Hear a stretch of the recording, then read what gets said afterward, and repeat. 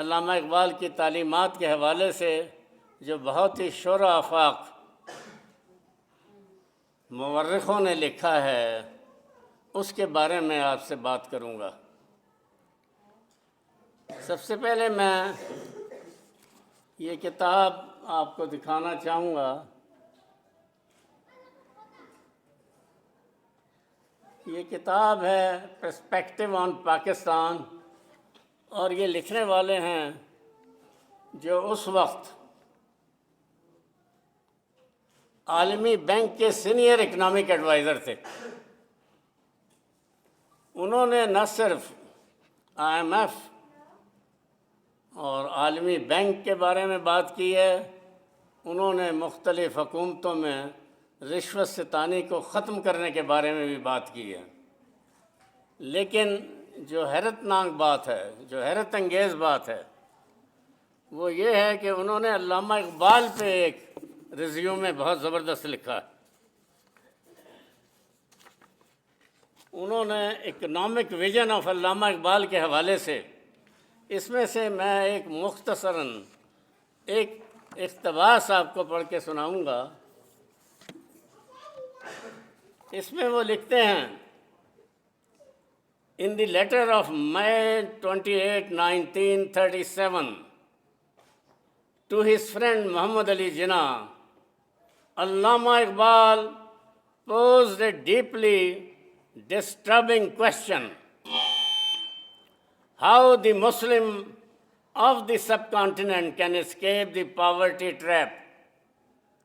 Allama Iqbal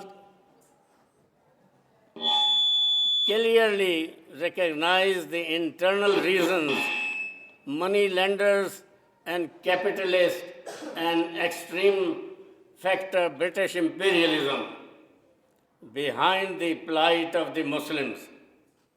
And these observations of Allama Iqbal had a powerful influence on the father of the nation, Muhammad Ali Jinnah, whose relentless efforts and brilliant articulation ultimately changed the map of the world by giving us a country in 1947.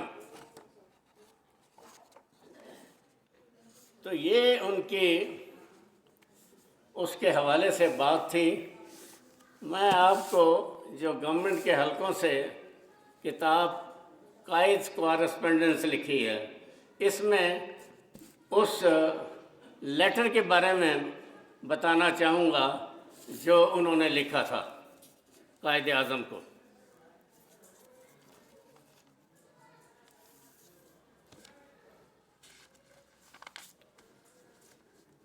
Quaid Azam کو انہوں نے لکھا تھا، جس میں ہر چیز کی وضاحت ہوتی ہے۔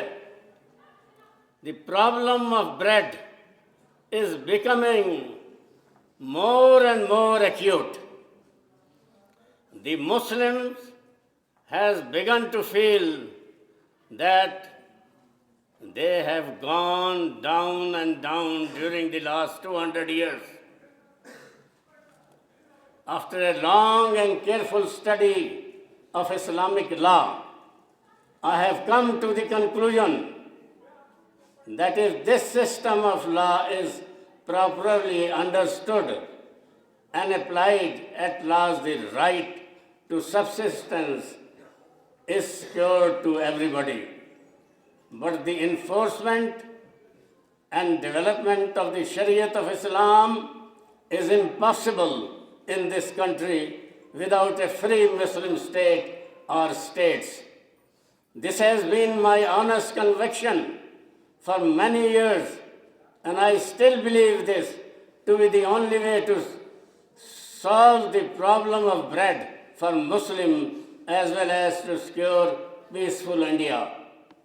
But as I have said above, in order to make it possible for Muslim India to solve the problem, it is necessary to redistribute the country and to provide one or more Muslim states with absolute majority. تو قیام پاکستان دراصل مسلمانوں کی غربت کے خاتمے کے حوالے سے کیا گیا تھا، اور اس میں بنیادی طور پر علامہ اقبال کی فکر اور ویژن وہ اس قدر وسیع ہے کہ اس کے حوالے سے جو بات انہوں نے 1930 میں شروع کی تھی اس کو بالآخر قائد اعظم محمد علی جناح نے اپنی جد و جہد کے ساتھ آخر تک پہنچایا اور پاکستان کا قیام وجود میں آیا۔ تو میں علامہ اقبال کے 2 اشعار کے ساتھ اس کو مختصراً ختم کروں گا، کیونکہ علامہ اقبال کہتے تھے اور ان کا پیغام قائد اعظم محمد علی جناح کے لیے بھی یہی تھا کہ قوت عشق سے ہر پست کو بالا کر دو، دہر میں اسم محمد سے اجالا کر دو، اور کی محمد سے وفا تو نے تو ہم تیرے ہیں۔ یہ جہاں کیا ہے، لوح و قلم تیرے ہیں۔ مہربانی۔ بدلنا ہے تو میں بدلو، نظام میں کشی بدلو، وگرنہ ساغر و مینا بدل جانے سے کیا ہوگا۔ پچھلے 20 سالوں میں علامہ اقبال کی شاعری افسوس یہ ہے کہ غریبوں کے لیے رہ گئی ہے۔ امیر اس شاعری سے بالکل مبرہ ہیں، اور یہ جو پاکستان کا سنہرا خواب بنایا گیا تھا نا، اور وہ بڑی اچھی انہوں نے انالیس کی تھی کہ بنایا اس لیے تھا کہ کوئی غریب نہیں ہوگا، ہمارے مذہب کی آزادی ہوگی۔ لیکن اگر آپ آج پاکستان اور انڈیا کے مسلمانوں کو آپس میں ملائیں تو غربت کی لکیر ابھی بھی 80% سے کم نہیں ہے۔ اس کی وجہ یہ ہے کہ آپ کے جو ابھی ڈاکٹر صاحبہ نے پڑھی ہے کہ خودی کو گر بلند اتنا کہ ہر تقدیر سے پہلے خدا بندے سے خود پوچھے، لیکن خدا بھی جو ہے نا بیچارے غریبوں سے تو پوچھ رہا ہے، لیکن ان امیروں سے، یہ دولت مندوں سے، یہ وہ تمام لوگ ہیں۔ جب قائد اعظم نے پاکستان بنایا تو قائد اعظم نے کہا کہ میں کیا کروں، کیونکہ یہ تمام جو مزاری تھے، لغاری تھے، وڈیرے تھے، مبڈوٹ تھے، ٹمانا تھے، قریشی تھے، گیلانی تھے، یہ وہ تمام لوگ تھے جنہوں نے 1857 کی جنگ آزادی میں انگریزوں کے جوتے صاف کیے تھے۔ یہ وہ لوگ تھے جنہوں نے 1857 کی جنگ آزادی میں ہمارے مسلمانوں کے خلاف کام کیے تھے، اور انگریزوں نے انہیں اپنی برات دیں، اور جب 1947 میں غریب لوگوں نے ووٹ دے کے پاکستان بنا دیا تو یہ تمام لوگ پاکستان مسلم لیگ اس وقت کی جو تھی قائد اعظم کی، اس میں شامل ہو گئے۔ اور قائد اعظم خود کہا کرتے تھے کہ میں کیا کروں، میری تو جیب میں کھوٹے سکے ہیں۔ اور یقین کیجئے کہ جب سے آج تک پاکستان میں جو مقصد تھا فوت ہو گیا ہے، کیونکہ وہی لوگ اقتدار میں ہیں۔ جب 1988 میں جنرل ضیاء کا جہاز ختم اور شہید ہوتے ہیں جنرل ضیاء، تو 88 میں وہ تمام وڈیرے جو گیلانی، مزاری، لغاری، بمڈوٹ، ٹوانا، وہ 88 کے بعد اقتدار میں آتے ہیں۔ پہلے 85 میں بھی آتے ہیں، پھر 88 میں آتے ہیں، پھر 90 میں آتے ہیں، پھر 93 کے الیکشن میں آتے ہیں، پھر 96 میں آتے ہیں، پھر 98 میں، صرف پارٹیاں بدلتے رہتے ہیں۔ پھر وہ 2002 میں مشرف کے ساتھ ہوتے ہیں، پھر 2008 میں پیپلز پارٹی کے ساتھ ہوتے ہیں، پھر 2013 کے الیکشن میں وہ مسلم لیگ نون کے ساتھ ہوتے ہیں، پھر 2018 کے الیکشن میں وہ عمران خان کی پاکستان تحریک انصاف کے ساتھ ہوتے ہیں، اور اب وہ دوبارہ سے اڑتے ہوئے بٹیرے، طوطے، کبوتر دوبارہ سے پاکستان مسلم لیگ نون اور پیپلز پارٹی میں شامل ہو گئے ہیں۔ بدلنا ہے تو میں بدلو، نظام میں کشی بدلو، وگرنہ ساغر و مینا بدل جانے سے کیا ہوگا۔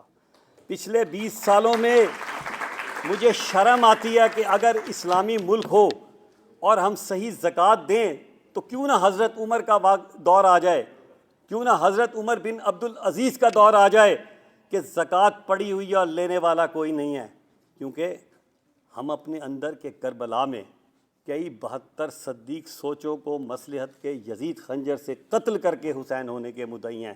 ہم منافق ہیں، ہم بے ایمان ہیں، ہم جھوٹے ہیں، ہم دھوکہ دیتے ہیں، ہم جھوٹ بولتے ہیں، اور پھر بھی کہتے ہیں ہم حضرت امام حسین ہیں۔ یہ نہیں ہو سکتا۔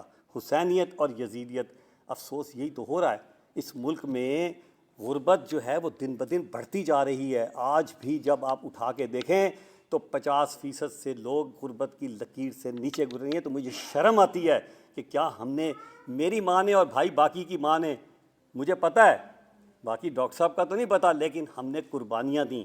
ہماری والدائیں جو دونوں کی تھیں, میری بہنیں بھی تھیں, ہم آپس میں وہ شہزادیوں کی زندگی دہلی میں گزارا کرتی تھیں, لیکن جب وہ آئیں تو انہوں نے بھاپڑا بازار میں, آپ کو نہیں پتہ کہ ٹاٹ پہ میں نے بھی اور بھائی باقی نے پڑھا ہے, ہمیں پتہ ہے کہ آزادی کی کیا نعمت ہوتی ہے. لیکن بدقسمتی سے آج اقتدار چوروں اور لٹیروں کے پاس ہوتا ہے. اور وہ جو خودی کا شعر ہے نا, بیچارے کیا کریں, ہم تو خودی بیچ بیچ کے تھک گئے ہیں, لیکن خودی کے خریدار بڑے ہیں. بہرحال میں باتیں بہت کرنا چاہتا ہوں, لیکن صرف اتنا کہوں گا کہ خدارا آپ یہ خوابوں سے نکل آئیں. اگر ہمارے حکمران, پہلی بات تو یہ میں اس چیز کے سخت خلاف ہوں, یہ جو بے نظیر انکم سپورٹ پروگرام, فلاں پروگرام, اور بھائی انڈسٹری ڈیولپ کرو, لوگوں کو نوکریاں دو, لوگوں کو کام پہ لگاؤ, لیکن بدقسمتی سے ہماری سنتا کون ہے. اور آپ کو ایک مزے کی بات بتاؤں, آپ جس دن اٹھتے ہیں سو کے پتہ چلتا ہے کہ آپ کے بچوں پہ قرضہ پہلے سے زیادہ ہے, اور ہم خوش ہیں قرضہ لے کے. اور بھائی قرضہ لے کے بھی کبھی کوئی خوش ہوتا ہے؟ ہم کہتے ہیں ہماری معیشت بہت اچھی ہو گئی ہے, ہم نے $1.5 ارب لے لیے ہیں, اس سے معیشت اچھی نہیں ہوتی. یہ لوگ تمام وہ لوگ ہیں جن کے میں نے ابھی نام لیے ہیں, اور وہ ہر پارٹی میں ہیں, وہ پی ٹی آئی میں بھی ہیں, پی پی پی میں بھی ہیں, مسلم لیگ نون میں بھی ہیں, کہ جب اس ملک میں برا وقت آئے گا آپ ان لوگوں سے بچیں. جب برا وقت آئے گا تو یہ سارے اٹھ کے باہر چلے جائیں گے. مجھ سے کبھی کبھی پوچھتا ہے کوئی آپ کا لیڈر کون ہوگا, میں نے کہا میرا وہ لیڈر ہوگا جس کے بچے اس ملک میں ہوں گے, جس کی دولتیں اس ملک میں ہوں گی, جس کی جائیدادیں اس ملک میں ہوں گی, جس کے بچے اس ملک میں پڑھیں گے. آپ یہ دیکھیں ان کے بچے بھی باہر پڑھتے ہیں, ان کی دولتیں بھی باہر ہیں, ان کی جائیدادیں بھی باہر ہیں. جب ملک میں کوئی پرابلم آتی ہے یہ اٹھ کے باہر چلے جاتے ہیں, اور ہم پھر ذلیل ہو رہے ہوتے ہیں, اور پھر ایک ڈرامہ چل رہا ہوتا ہے. بہرحال باتیں میں اس پہ کرتا چلا جاؤں تو ختم نہیں ہوگی, دل بہت دکھا ہوا ہے. لیکن ایک بات طے ہے, میں جب وزیر بنا, اب میں اگلی آخری بات پہ آ رہا ہوں, جب میں وزیر بنا تو خدا گواہ میں وضو سے ہوں اس وقت. پیسے کی کوئی کمی نہیں ہے, بے ایمانوں کی زیادتی بہت ہے اس ملک میں, پیسے کی کوئی کمی نہیں تھی. میں وزارت میں تھا, میں جا کے ہر جگہ کہتا تھا کام بتاؤ, کیونکہ میں نے ٹھیکوں میں پیسے نہیں لینے تھے, میں نے پرسنٹیجیں نہیں لینی تھیں, میں نے دوائیوں میں پیسے نہیں کھانے تھے, میں نے لیبارٹری کی کٹوں میں پیسے نہیں کھانے تھے.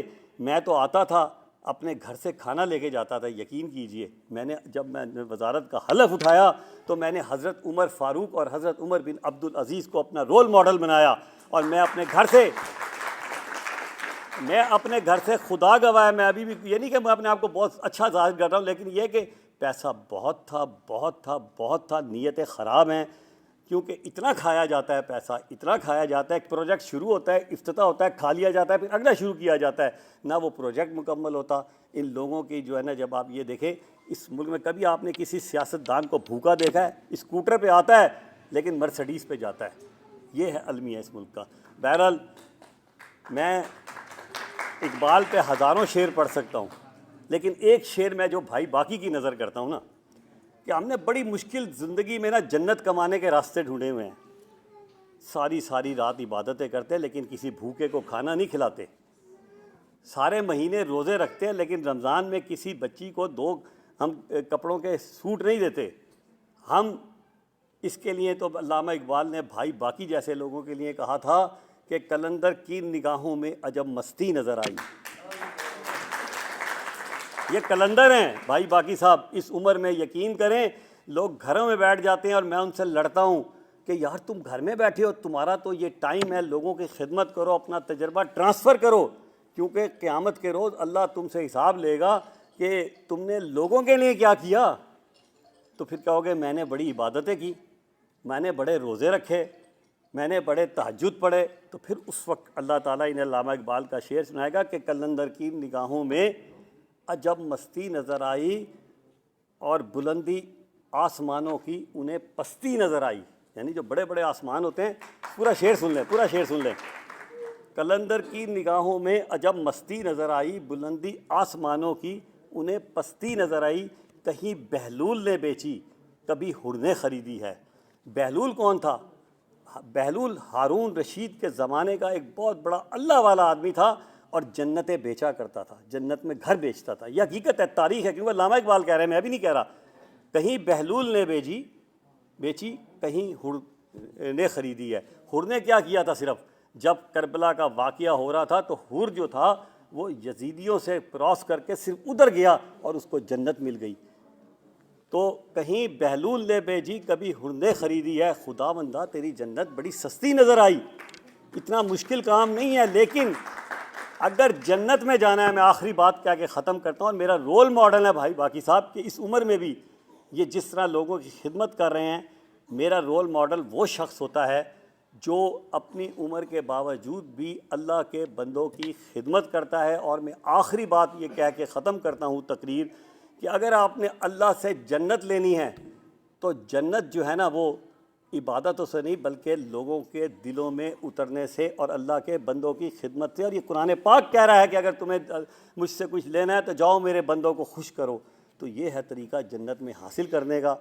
اور بس میں آخر میں جو اکثر دعا پڑھتا ہوں کہ اللہ تعالیٰ ایک تو اس ملک کا بہت خیال رکھے، ان چوروں لٹیرے، اور مجھے تو سمجھ نہیں آتی کہ اللہ ان کا حساب کیوں نہیں لیتا.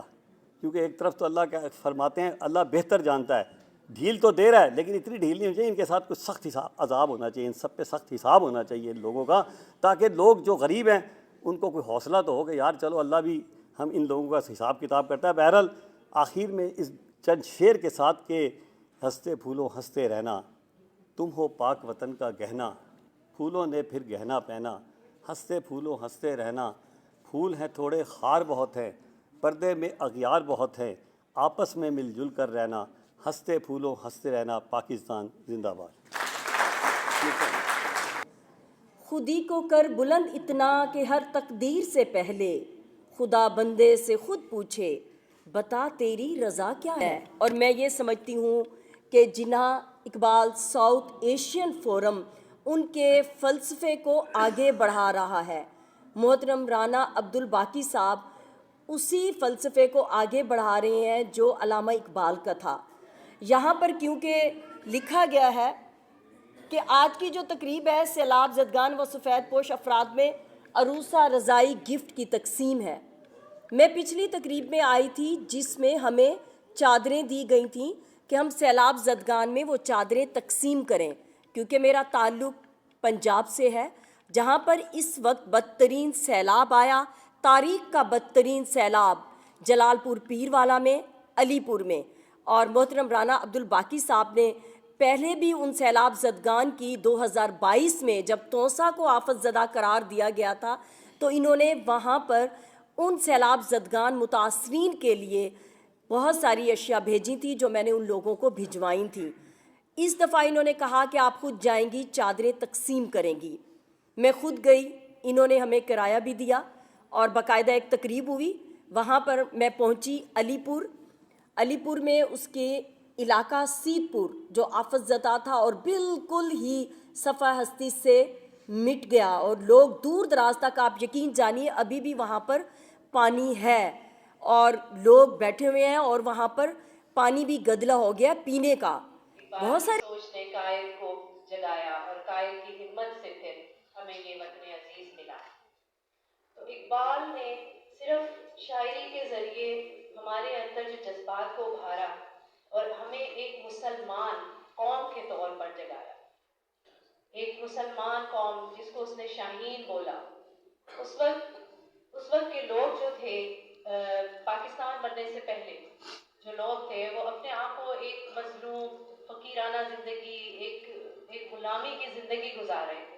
تو ان کو ایک دم شاہین، ایک طاقتور پرندے سے مشابہت دے دینا، ان کے ایمان کو جگانا، یہ آسان کام نہیں تھا، لیکن اقبال نے وہ کر دکھایا.